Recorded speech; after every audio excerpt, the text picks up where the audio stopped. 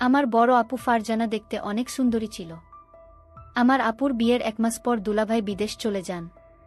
আপুর মনটা তখন খুব খারাপ হয়ে যায়। আমি আপুকে একদিন সুযোগ বুঝে হোটেলে নিয়ে যা করেছিলাম তা শুনলে তোমাদের মাথা ঘুরে যাবে।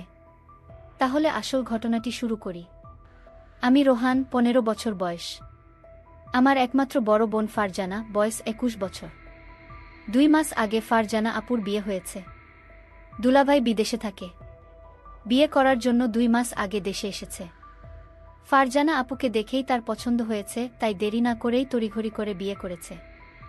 আমাদের অর্থনৈতিক অবস্থা খুব বেশি ভালো না।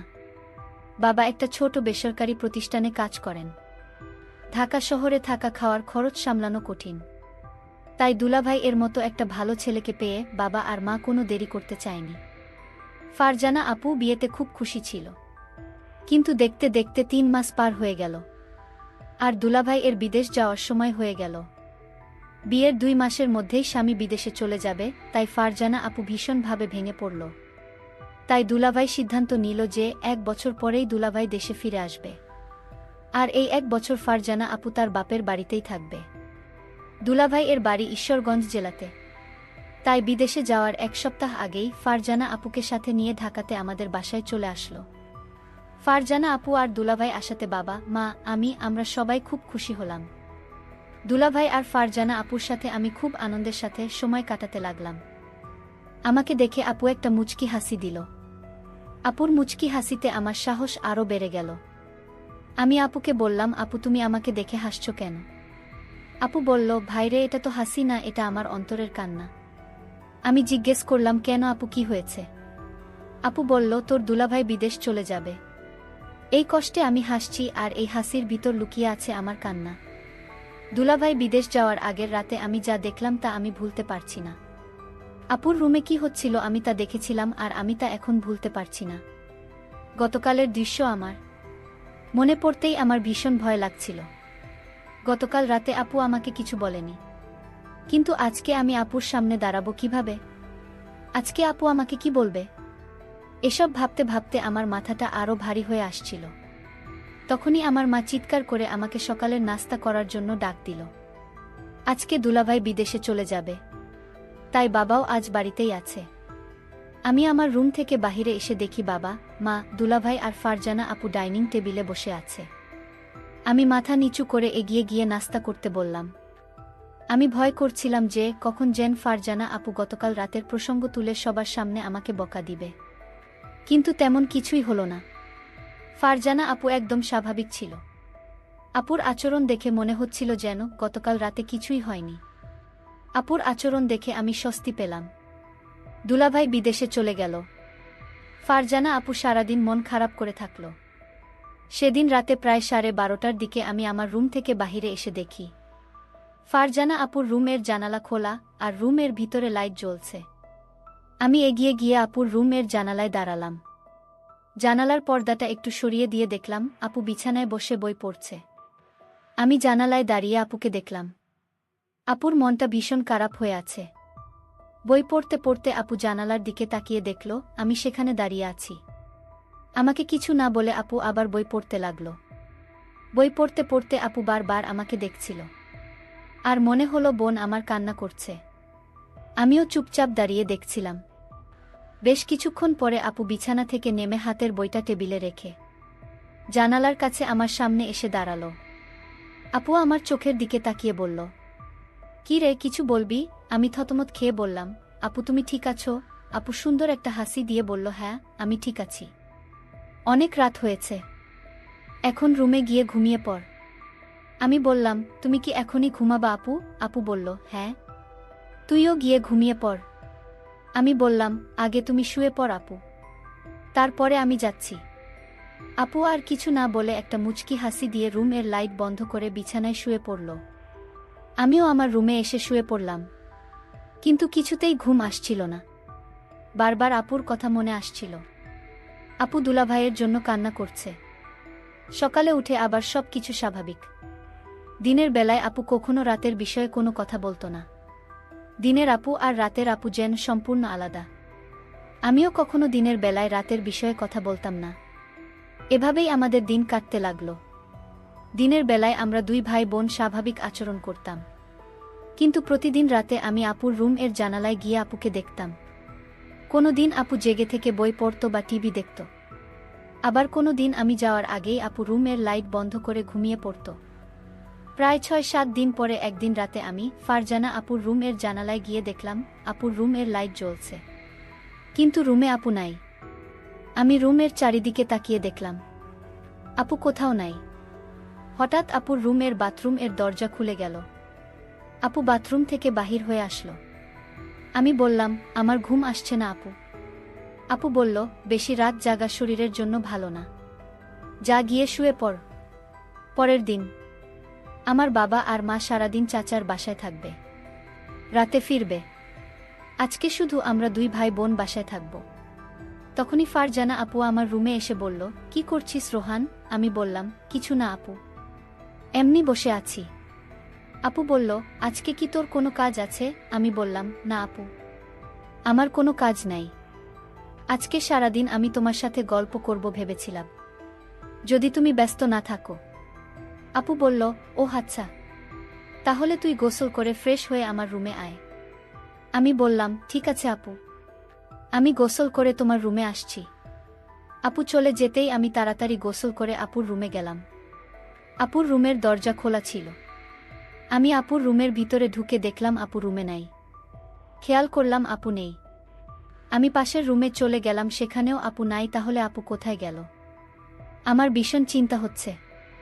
হঠাৎ লক্ষ্য করলাম আমার রুম আপুর গলার আওয়াজ আসছে, মনে হচ্ছে চিৎকার করছে।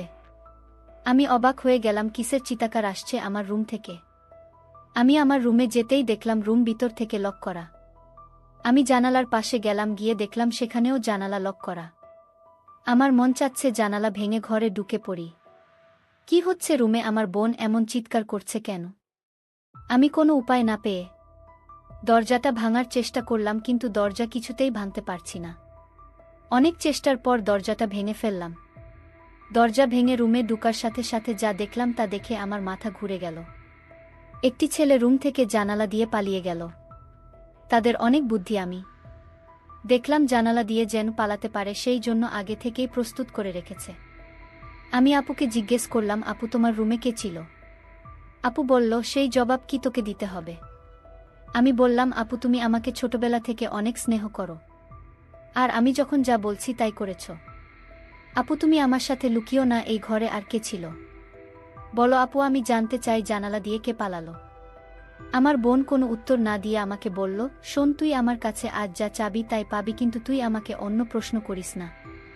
আমি ভাবলাম আপু কি বলতে চায়, আমি যা চাইব তাই পাবো। আমি আপুকে বললাম, আপু ঠিক আছে, আমি তোমার কাছে একটা জিনিস চাইব, তুমি কি দিবে? আপু বলল, বলেই দেখ না আমি দেই কিনা। আপুকে কথাটা বলতে আমার খুব ভয় হচ্ছিল। আমি আমতা আমতা করে বললাম, আপু আমি তোমারে নিয়ে দূরে কোথাও ঘুরতে যাব। আমি বাড়িতে তোমাকে আমার মনের কথাটা বলতে পারবো না, দূরে গেলে বলতে পারবো। আপু বলল, কতটা দূরে যেতে হবে? আমি আপুকে বললাম, কক্সবাজার গেলেই হবে। আমি মনে মনে চিন্তা করলাম, আমার ভাইটা আমার কাছে কি এমন চাইবে যে কথাটা বাড়িতে বলতে ভয় পাচ্ছে। আমি ছোট ভাইয়ের কথায় রাজি হয়ে গেলাম। আমি তোর সাথে ঘুরতে যাব। আমিও জানতে চাই আমার ছোট ভাইয়ের মতটা কি। হঠাৎ ছোট ভাই আমাকে ডাক দিয়ে বলল, আপু আমি যে কথাটা তোমায় বলবো আর আমি তোমার কাছে যা চাইবো তা কাউকে বলতে পারবে না, বিষয়টা গোপন রাখতে হবে। প্রমিস কাউকে বলবো না। তাহলে এখনই বলে ফেল, কি বলবি? আমার কাছে কি চাস? আপু আমি আগেই বলেছি আমি বাড়িতে বলতে পারবো না, তোমাকে কক্সবাজার নিয়ে তারপর বলবো। ঠিক আছে আমার লক্ষ্মী ভাই, তাহলে চল আজই আমরা কক্সবাজার চলে যাই। আপুর কথা শুনে আমার খুব আনন্দ লাগছে, আবার অনেক ভয় লাগছে। তাহলে চলো কালই আমরা কক্সবাজার চলে যাই। পরের দিন সকালে আমি আর আমার আপুকে নিয়ে কক্সবাজার রওনা দিলাম। আমরা সকল 8টায় বাড়ি থেকে কক্সবাজারের উদ্দেশ্য নিয়ে রওনা দিলাম। আমরা প্রায় রাত 8টায় কক্সবাজার গিয়ে পৌঁছলাম। সারাদিন গাড়ির জার্নিতে শরীরটা আমার অনেক ক্লান্ত হয়ে গেছে। আমার চোখের পাতা কিছুতেই খোলা রাখতে পারিনি। আমি ঘুমিয়ে পড়লাম, মানে আমার আপু ঘুমিয়ে গেল। আমি আপুকে বললাম, আপু কিছু খাবে না? আমি বাহির থেকে খাবার নিয়ে আসি। আপু বলল, না আমি কিছুই খাবো না, তোর ইচ্ছা থাকলে তুই হোটেল থেকে খেয়ে নে। আমি বললাম, আপু তোমাকে রেখে আমি কি খাইতে পারবো? আপু বলল, ডিস্টার্ব করিস না, আমি ঘুমাবো, তুই যা পারিস তা কর। বেন বেন করিস না, কাল কথা হবে, এখন ঘুমা। আপুকে ঘুমের মধ্যে অনেক সুন্দর লাগছিল। আমিও ক্লান্ত শরীর নিয়ে ঘুমিয়ে পড়লাম। পরের দিন সকালে ঘুম থেকে উঠে আমরা সমুদ্র সৈকতে ঘুরতে গেলাম। সারাদিন ঘুরলাম। এবার আপু আমায় প্রশ্ন করল, আচ্ছা রোহান, তুই কি ভুলে গেছিস? তুই আমাকে কেন কক্সবাজার নিয়ে আসলি? আরে আপু, ভুলি নাই, আজ রাতে বলবো। আপু, যদি তুমি আমার কথা না রাখো তাহলে আমি কিন্তু ওই দিনের রাতের ঘটনাটা ফাঁস করে দিব। আপু তখন আমার দিকে রাগান্বিত চোখে তাকিয়ে বলল, রোহান, আমি কি না করেছি তোর কথা রাখব না? তারপর সন্ধ্যা হয়ে আসছে, আমি আপুকে বললাম, আপু চলো হোটেলে যাই।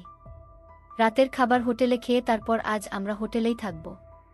আপু তখন বলল, হোটেলে কেন? এখানে তো তোর দুলভাইয়ের ছোট ভাইয়ের বাসায় থাকতে পারি। আর আমরা তো গতকাল এখানেই ছিলাম। আমরা কেন শুধু শুধু অযথা ভাড়া দিয়ে হোটেলে থাকব? আমি বললাম, হোটেল না থাকলে যে আমার মনের কথাটা বলতে পারবো না আপু। আপু তখন বলল, ঠিক আছে, তুই যা বলবি তাই হবে। তারপর আমরা একটা হোটেলে গিয়ে উঠলাম। আমি আপুকে যে কথাটা বলবো সেই কথা শুনে আপু কি আমার প্রতি রাগ করবে? আমি এসব চিন্তা করছিলাম। আপু আমায় বলল, রোহান, তুই কি চিন্তা করছিস? আমি আপুকে বললাম, আপু আমি যে কথাটা বলবো তা শুনলে তুমি রাগ করবে না তো? আপু বলল, আমি কতবার বলবো আমি রাগ করব না। আমি কাউকে কিছু বলবো না, তুই নির্ভয়ে আমাকে তোর মনের কথা বলতে পারিস। আপুর কথা শুনে আমি কিছুটা সাহস পেলাম। আমি আপুকে বললাম, আপু আমি ছোটবেলা থেকেই তোমাকে অনেক পছন্দ করি। আর দুলাভাই বিদেশ যাওয়ার পর থেকে আমি লক্ষ্য করছি তুমি সবসময় মনমরা হয়ে থাকো। আমি তোমার কষ্ট বুঝি। তুমি চাইলে তোমার কষ্ট আমি দূর করে দিব। আপু বলল, তুই আমার কষ্ট বুঝিস? আরে আপু, ছোট থেকে আমরা একসাথে বড় হয়েছি, আমি তোমার মনের কথা না বুঝলে কে বুঝবে? আমি জানি তোমার ভিতর কিসের অভাব কাজ করছে। ছোট ভাইয়ের কথা শুনে আমি কিছুটা আশ্চর্য হলাম। বলে কি, সে আমার মনের খবর সব জানে? আচ্ছা বেশি কথা না বলে তুই বল আমার কাছে কি চাস? আপু আমি ছোটবেলা থেকেই তোমাকে আমার পছন্দ, আর তাই আমি তোমার সাথে। বল, থেমে গেলি কেন? আমার সাথে কি? আপু আসলে আমার বলতে খুব ভয় লাগছে। আরে বাবা, এত ভয় করলে কি চলে, কি বলতে চাস বলে ফেল। আপু আমার রুম থেকে যে একটা ছেলে পালিয়ে গেছিল সে কে ছিল আপু? আরে ও হচ্ছে আমার স্কুল ফ্রেন্ড। তার সাথে তুমি কি করছিলে আপু? আপু বলল, আমি বলতে পারবো না। তুই কি বোকা, কিছুই বুঝিস না? আমি কি করছিলাম তা কি আমার মুখ থেকে শুনতে হবে? হুম আপু, তোমার মুখ থেকে শুনতে চাই। তুমি বললে আমি অনেক খুশি হব আপু। আরে পাগল ছেলে, সেটা কি বলা যায়? সেটা তোর বুঝে নিতে হবে। আমি বুঝেছি আপু। তাহলে তো হলোই। আপু আমি যা মনে মনে বুঝে নিলাম তা আমি করতে চাই। ঠিক আছে, আজ আর কোনো কথা নয়, যা হবার কাল হবে। আপুকে বললাম, আপু কাল হবে তো? আমার কথা রাখবে তো? আমি বললাম, আমি কি তোর সাথে মিথ্যা কথা বলেছি? আমারে কি তোর বিশ্বাস হয় না? যদি বিশ্বাস থাকে তাহলে এখন ঘুমা, কাল সব হবে।